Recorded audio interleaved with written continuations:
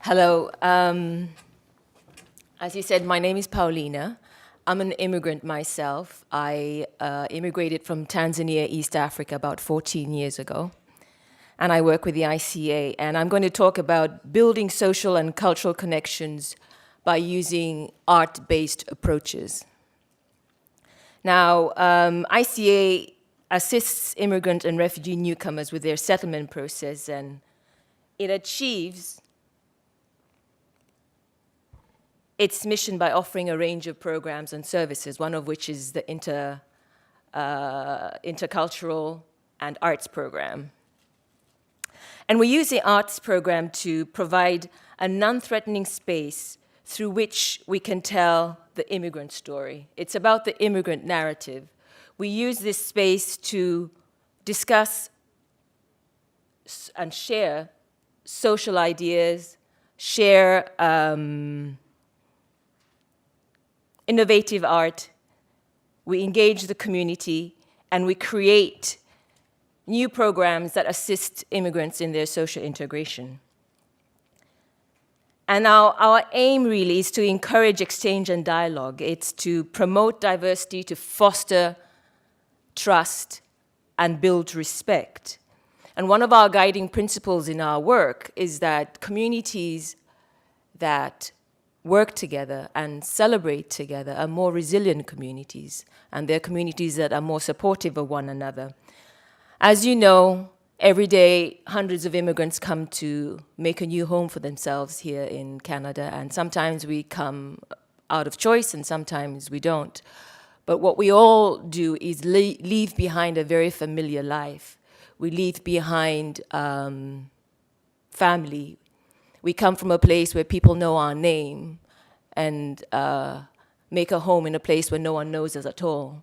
We have to leave networks of friends. We have to come here and build a new life and find a place to live, find new work. And it's not always easy. Sometimes we have successes, but many times there's also things that we have to overcome. As some of my speakers already mentioned, there's alienation, there's loneliness, there is frustration and depression that we go through.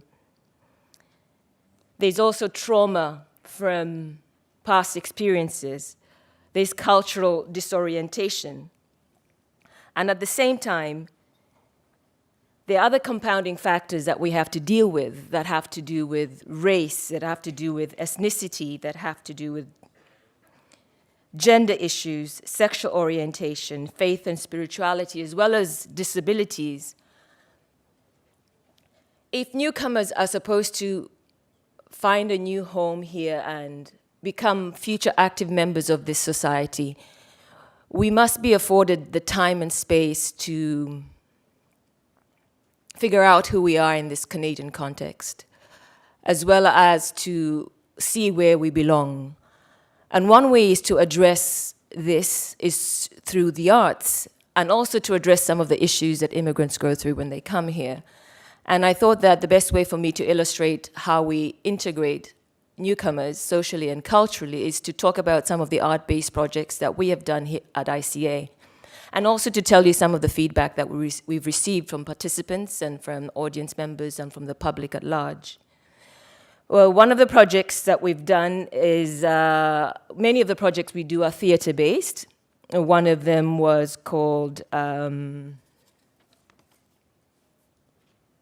Arrival, Stories, Mask, and Movement. In this story, it was a performance based on 5 immigrant stories of arrival, and we used music, dance, and movement to stage them. These were stories about love, there were stories of loss, there were stories of adventure, there were stories of success and appreciation and growth.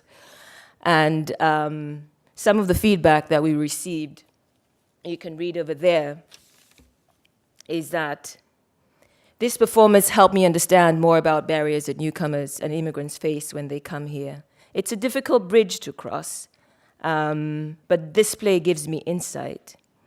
Some other person said it was funny, it was moving, it was authentic, it was glorious celebration of the human struggle for identity and connection. It brought understanding among all Canadians.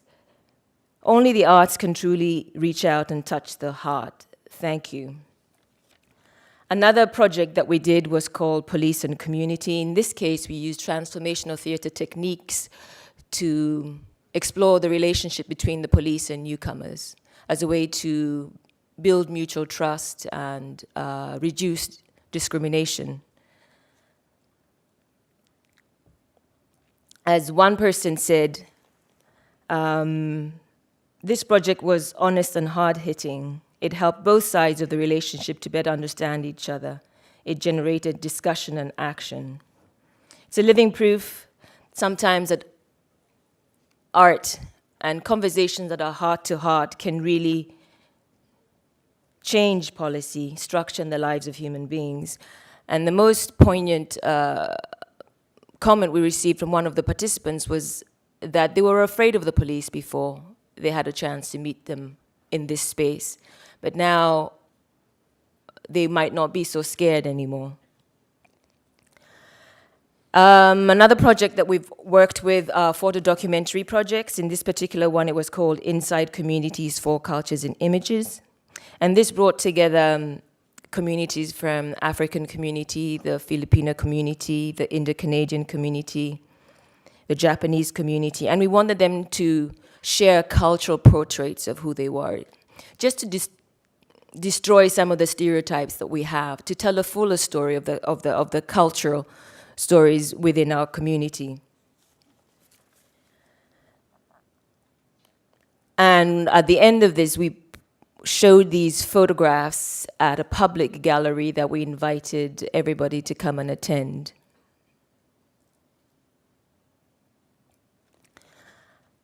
We've also done a lot of interfaith-based work, and this we've worked with the Hindu, the Muslim, the Sikh, the Baha'i, the Jewish community to create bridges across faith groups and within the community itself.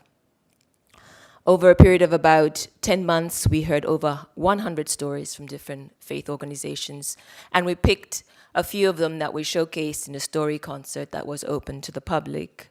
And a lot of people felt that this built a lot of respect across faith groups. We've done film projects. The latest one was a youth-driven project, and this one was called Perspectives on Faith and Identity, and it was about helping young people build inclusive communities by addressing issues of marginalization and discrimination. The stories explored commonalities in culture, in tradition, in faith, and in beliefs. We had a young man called David who we worked with, and I remember him saying, I was very scared and unsure about being part of this project in the beginning, but I didn't want to speak about my faith or my cultural identity, but because he felt that he would be judged by it. But 6 months into the project, I now value the opportunity to express myself. It has definitely caused me to think more about where I come from and where I belong. So I feel vulnerable, but empowered at the same time. A number of other projects that we've done have to do with mental health. We've worked with youth and seniors. We've done shadow shows. We've worked with seniors in gardening projects. And basically to make sure that they don't remain isolated, that they are able to participate in the cultural fabric of their communities. We've done a lot of arts and youth camps in the summer, and it's amazing how you watch young immigrant children 4 months into a new country starting to build friendships and relationships off the bat, and they get to meet them in school. We've done a lot of projects that address diversity and disability as well. All of these projects have a core values that are all similar. It's respect for the individual, it's inclusion, it's about access, it's about promoting culture sensitivity, it's about building bridges between our communities. We have to collaborate together and work together and celebrate together. It facilitates mentorships, it's changing the attitude that the public has towards newcomers. We showcase also newcomer talents because they come here as musicians and as playwrights, as writers, as drummers and mask makers and puppeteers, and they don't have a stage to perform. This way, we say, come and join us. We have a stage for you to showcase your talents. So we celebrate their successes. In total, successful social and cultural integration is gradual. It is long-term. And it must be a two-way dynamic process, hopefully between the newcomers and a welcoming society. And I think the arts plays a crucial role in this way. I truly believe that all cultures enrich our lives in many ways.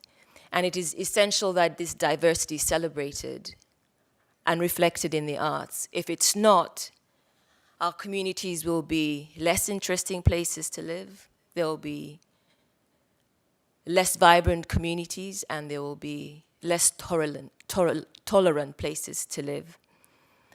And I've come to the end of my presentation. If you have questions, please feel free to come and talk to me about them, or come and visit us on Vancouver Island and come and share the stage with us and tell us your stories.